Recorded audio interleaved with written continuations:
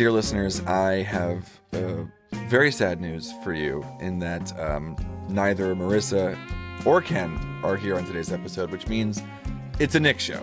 So if you're sad about that, the good news is that I do have somebody with me today to help keep the message going about being productive, being focused, and all those things. So otherwise, you might be in pretty bad shape. But today, we're going to talk about how to use your full focus planner through the ages. I don't know if that's actually the final title of this episode, but I like the idea. And so we're going to come back with a very successful planner user who's going to tell us all about how to do this. And let's get to the theme. My cat is still crying at me outside. Welcome to another episode of Focus on This, the most productive podcast on the internet, so you can banish distractions, get the right stuff done, and finally start loving Mondays. I am Nick Jaworski. I am here with Greg, the cat, who will not leave me alone today. And we have a special guest, not the cat. Madelyn Victoria is here to help. Madelyn, welcome to the show. Thanks so much for having me. I'm excited to be here. You're a perfect person for a show about ostensibly being productive and achieving your goals, and through a planner. I couldn't think of anybody better to talk to us about some very specific situations. But before we get to that, who are you? Tell us what's your story? Where are you? What do you do? How long have you been using the planner? What's that kind of stuff? So, like Nick said, I'm Madelyn, and I've been using the planner, since college. So several years, at least 4 years. And it's been with me through everything, college finals to my office job to starting my own business and quitting my office job and running my business full time. So I am a marketing strategist, which basically just means that I help small businesses create a marketing strategy to attract more customers and profit. And a fun fact that I like to tell people is I am from Wetumpka, Alabama, which if you've ever seen the show on HGTV, Hometown Takeover with Ben and Aaron Napier, that is our town. I used to work at the bookstore, so it was really fun being around all that, the hustle and bustle, and seeing our town on the show. Okay, so today we're going to talk about how to use your planner in 3 different phases of your life, I guess. I mean, we talk about seasons of life, and of course, your college season is a very specific, don't have a ton of control about what it is that you have to do, but you do have control over when you do it and how you prepare yourself to do it. All the way, we're going to go from college to your first, like an office job where you've got a boss and other things going on in life. And then, of course, all the way into running your own business, which is incredible. So I'm so glad the planner's been with you this whole time. What kind of planner are you rocking, by the way? So I have tried them all, but right now I have just like the loose leaf one, and it's with the leather cover. I love it. I like having, some freedom rearranging the pages, and I end up saving some of the pages from each quarter, like stuff I want to remember, notes that I've taken. So I absolutely love it. I think it's been my favorite planner so far. That's a real pro tip for everybody. You can take stuff with you from planner to planner. Now, I have to ask what utensil you're using for this planner. So I'm boring. I just have a black gel pen, but in college I swore by using colored pens. I mean, I use those all the time, and I mean, I will share more about that later, but yeah, now it's just a black pen. So let's get started. Tell us about life with a planner in college. And I want to actually quickly say that for people who are getting a degree currently, or for people who have children who are trying to learn some skills through how to stay organized and achieve goals through a planner, I think that there's lots of application here. So let's talk about life in college with your planner. So when I was in college, I had a lot going on. I mean, between classes and extracurriculars, there was just something every single minute of every single day, it felt like. So I used my planner all the time. My friends thought it was so funny. I would just, tote it around. And at the time I had the, just the pocket size, so I could throw it in my backpack or in my purse. And one thing about me is I have to stay on top of my work, because if I feel overwhelmed and stressed out and like I've fallen behind, I just will not be productive and will not get anything done because I'm just so overwhelmed. So the planner, I mean, it was amazing in college, and I recommended it to everybody. But Did anyone take you up on it? Okay, I actually had a couple friends, and they like it too. They have the spiral bound planner now. So interesting. Yeah. Okay, well, so talk to us about the specific things that you feel like the planner is helpful for in that space. So one thing that I did that I thought was super helpful, and I actually told some of my friends about it, and they started doing it too, was using colored pens, like I mentioned earlier. And this just helped me stay organized. And, I'd write my due dates in red, make sure that I saw them. And then like tests would be in green, appointments would be in orange, and then like homework that I needed to do, like tasks, it would just be in purple. So it helped me organize it all in my brain. And if you're a visual learner, then this is, key. And I definitely am. So you get all these syllabi at the beginning of the semester, and it just seems so overwhelming. And so being able to kind of break it down and separate it into colors was, it was a really big hack for me. And I actually ended up planning out my week, on Mondays, and I would look at my syllabus, and I'd usually go through about 2 weeks, and I'd, break up my colored pens, and then just go through, mark it all up. So if there's like a test coming up, I would write it in green in the hours section on my planner at whatever time that was happening. And then because I knew that I had to study for that, in advance, I'd put, study for test in purple under the other tasks section in my planner. And then I did the same for papers, wrote that in red, like when the due date was. And then I would jot down like, write 3 pages or revise paper in purple on the days leading up to that. My other tip for using it in college is just breaking it down. And I know you guys talk about this a lot, breaking down those big goals, but I wrote like an undergraduate thesis in college. I was forced into it. Not really, but a lot of my friends and like other students in my class, they were not the organizational type. They were not type A personality at all. So we had a lot of different personalities in our thesis class. And so one thing that our professor did was he we had a goal, so maybe it's write 10 pages for the thesis in 2 weeks. And so he would help us map that out, and we could bring our planners in, but he would break it down. Okay, so I need to write, 5 pages this week, 5 pages next week, or write an introduction this day. And so it's just like looking at those big goals and then breaking it down. And of course, the weekly, spread and the weekly goals are perfect for this, but having someone to do it with you, I think was really key, because we met every Monday and we would map that out. And so, and again, there were people in there who were not planners at all. They did not own a planner. I had to go buy one for this. And so if it's possible in college, whether it's a study group or, whatever that might be, planning stuff out together and breaking down those goals. So yeah, I love that idea. It doesn't just apply to college or high school or whatever. For you to have a time every week where you sit down with someone else, and even if it's not the same project, but to go, I've made time for this and someone else is counting on me, because if I don't do it, they may not do it, I think is like great advice. I love that. Okay, Madelyn.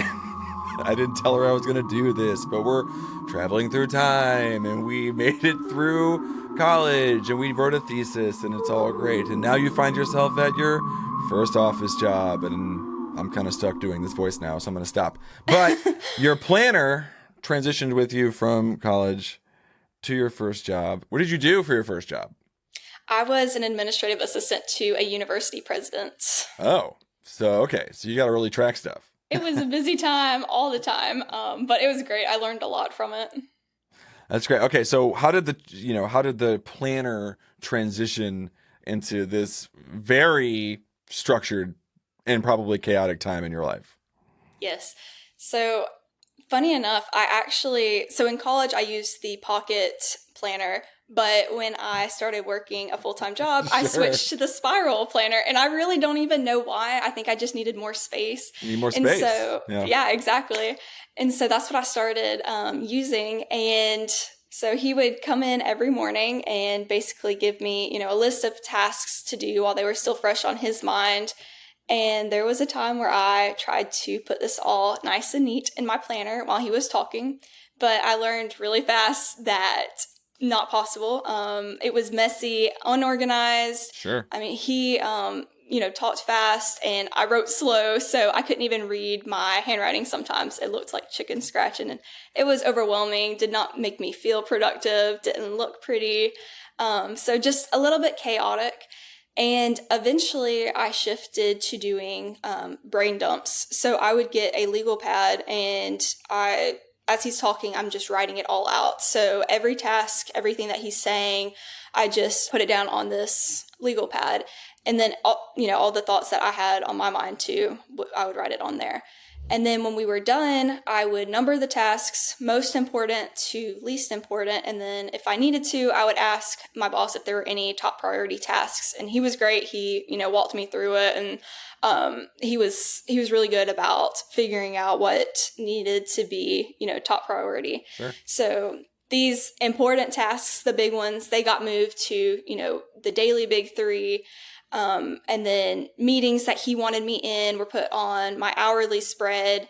And then the less important tasks were either moved to like different days in my planner entirely, or just put under, like the other tasks section. It was not working for me when I tried to do it all in the moment. So just having it, messy on a different piece of paper and then organized in my planner. And then it actually helped because I could refresh my memory going through that messy list, and, remember what he was telling me and come up with ideas for that too. So that helped me a lot. It's interesting because I thought what you were going to say. I thought you were going to go, he'd come in and he would tell me all the priorities for the day, and I wrote in my planner and it was messy and there wasn't enough space. I thought what you were going to say is that, so you typed it out. You had like a digital solution to this. So I was actually surprised when you said, so I got a legal pad. And I guess my question is why? Is it because you're something that you get through that processing of writing, or is it just out of habit, or did you try another solution? I tried doing it on my computer, and then I actually tried like voice recording when he was talking, and the voice recording was fine, but I found that I was able to, like, things were able to come to my mind easier when I wrote it down, and I could, draw arrows and abbreviate better and just make it messy, which I know I just said that I did not like things to be messy, but I wasn't, afraid of messing up my planner and like stressing myself out. It was kind of like a way to just be free and like put it all on the page and know that I would organize it later. So I think just writing it longhand or with my pen helped that. This comes up a lot. This specific question, like specifically, I work at a job. I am not in control of my calendar. How do I use the planner in that? I guess I should ask you, did you use your planner for personal life at any of this point? Oh yeah, for sure. Yeah. For sure. One thing that I started doing, because when you work an 8-to-5 job, things can get a little crazy. Like you push some personal stuff to the back burner. And so one of my goals was to cook more. And so I started using like the weekly spread as, like my meal prep. So, where it lists Monday through Sunday at the beginning. In the blocks. Yeah, the blocks. Yeah. That's how I would meal prep, and I would write, okay, like Monday night we're doing this dish, Tuesday night I'm making this, Wednesday night is leftovers.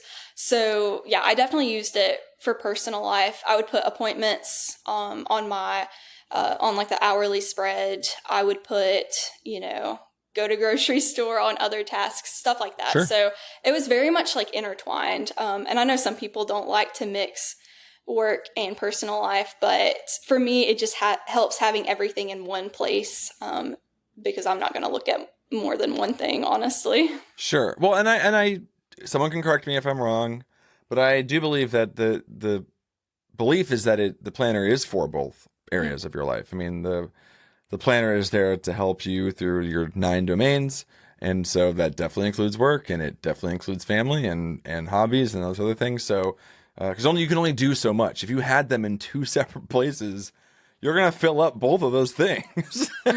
True. And then you're going to be frustrated all the time going, I can't get anything done. And I don't remember anything because you're looking. So, ooh, and we're moving forward in time again. I think Madelyn is like, what have I gotten myself into? And this is why people don't let me host shows by myself very often. But we're moving ahead in time. And at some point, my understanding is that while you were working, you had started presumably a business on the side.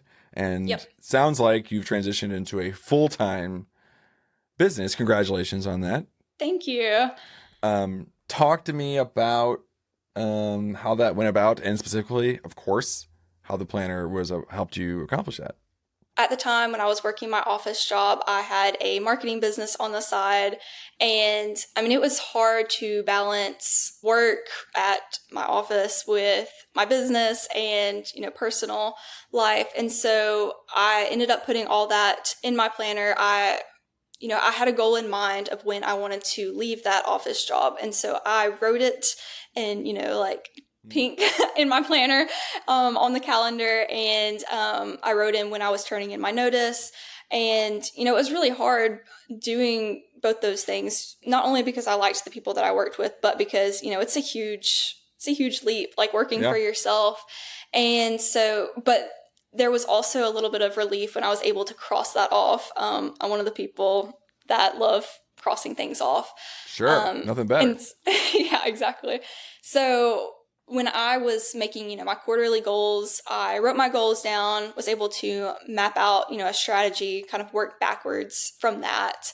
And now, I had another planner switch. That's when I switched to using the loose leaf planner from the spiral. I love this. Is like a commercial that you've I can see the commercial now where it shows a college student jotting in their planner, and they put it in their purse or backpack, and then it through a camera transition, the next time it comes out of the bag, it's a different planner. Now it's the coil planner, and they're at the office, and then you put it back in your bag and it comes out and it's the loose leaf. Full Focus, pay me to make this ad. That's what I'm saying. Yeah, you guys need to make this. That's amazing. I love it. I can see it come to life. Yeah, it's happening right now. Sorry, go ahead. No, I was just going to say, no, you really do need to make that commercial. That's hilarious. But no, I switched it again, which is so funny because each planner type has been so important in each stage of my life. And, I work with a business coach. And so when I am writing down notes, I'm able to move those around and then, save those from quarter to quarter, things that I need to remember and things that I need to do. So one thing that has helped me a lot as a business owner, and this is what I tell my clients as well when we're talking about, their marketing and how to grow their business, is using the ideal week section to map out what I like to call theme days. And so, as a business owner, things can get crazy. I mean, I know this from my experience. My clients, Sure. Are the same way. There's never a dull moment. There's always stuff to do.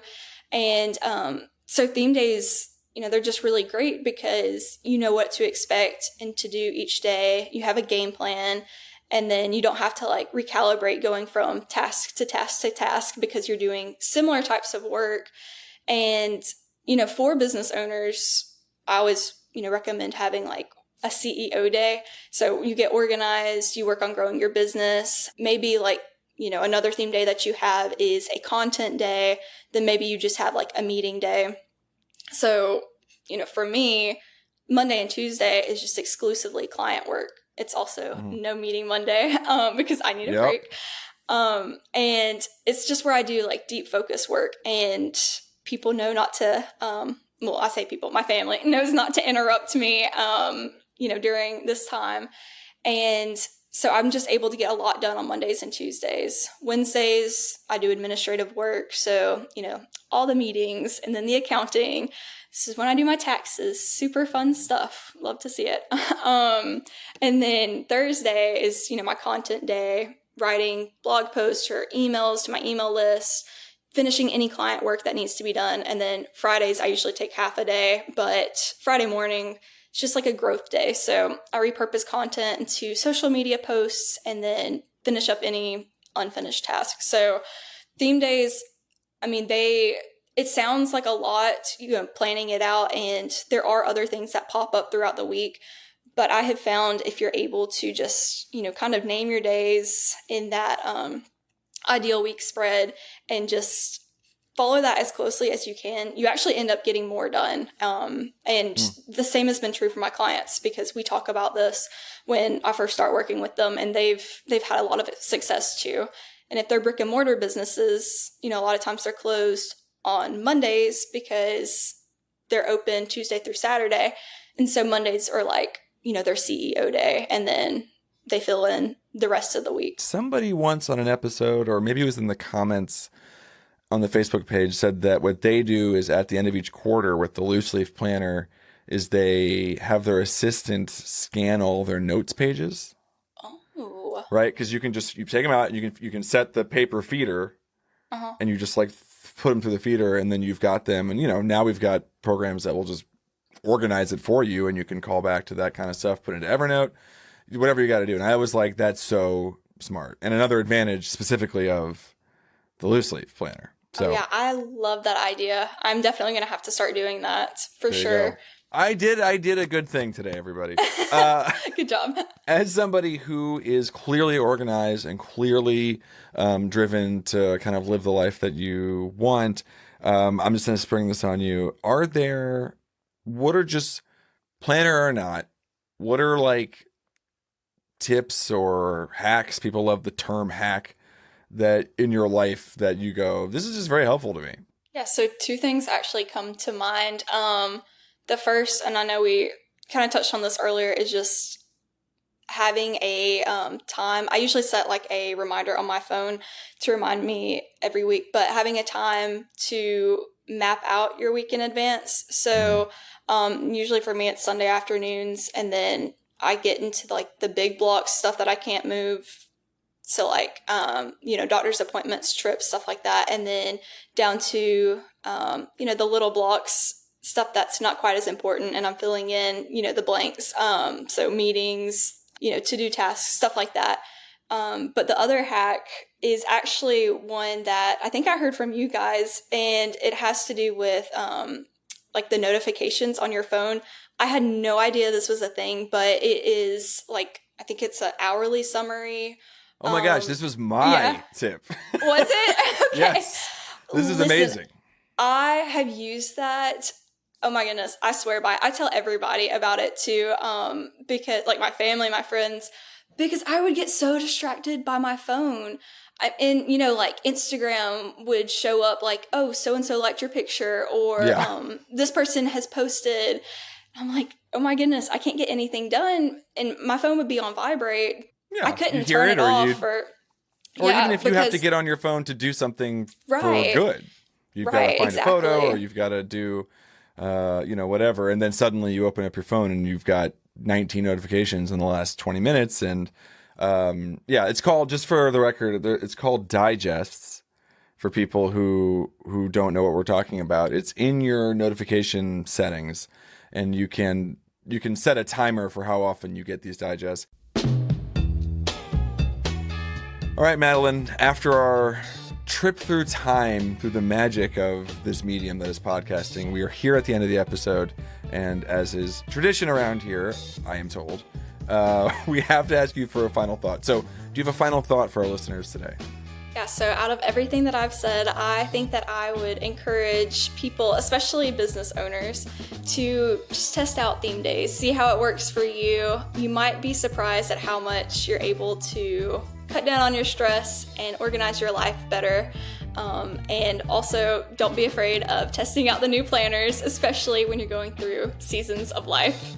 Ooh, I like that. I do like that. I have probably one extra of every planner at this point. So that's me. Well, thank you so much for joining us. And if people want to reach out to you, I know you said that you sneak around the Facebook community, but where can people find you online? So I actually share a lot of planner tips for business owners on my email list. You can go to that at madelynvictoriaco.com/visibility, and I think that'll be in the show notes. Mm-hmm. And then I also love doing unboxing videos every quarter for the planner on my Instagram at Madelyn Victoria Co. Because who doesn't love those? I love a good unboxing video. You know, I've been inspired by, I've had this thought before, and now that you've said this, what I'm going to do is I'm going to put a post on the Facebook page where I ask people to show us a page from their planner. Like, let's see how people using colors, people using stamps, people using stickers. Like, I'd be curious to see how many different ways people are doing that. So that's now, a good idea. We're going to do it. That's a good idea. You know, obviously don't post your social security number, everybody. Obviously. Yeah, probably not a good idea. But no, you can even make a sample one at the back of the book if you don't want to, that's cool. And I put tabs and stuff in my planner, so that'll be interesting to see what everybody does. Okay, this is happening. Look at this. Okay. Great ideas happening. Madelyn, thank you so much for joining us today. Thanks for having me. I enjoyed it. And dear listener, thank you for joining us on this episode of Focus on This. This is the most productive podcast on the internet. I'm sure you've heard that before. So please share it with your friends and be sure to join everybody over, Madelyn, me, Ken, Marissa, over at the Full Focus Planner community on Facebook. So you can benefit from the truly helpful creativity and encouragement of the people there. I mean, everybody there who's commenting and engaging is like a rock star. So you should go check it out. And we will be here next week. And I say we, probably Ken and Marissa, but maybe not. So you'll have to just wait and see. So until then, and Madelyn, do you want to say this with me here at the end? Stay focused. There you go. Is that better? Perfectly timed.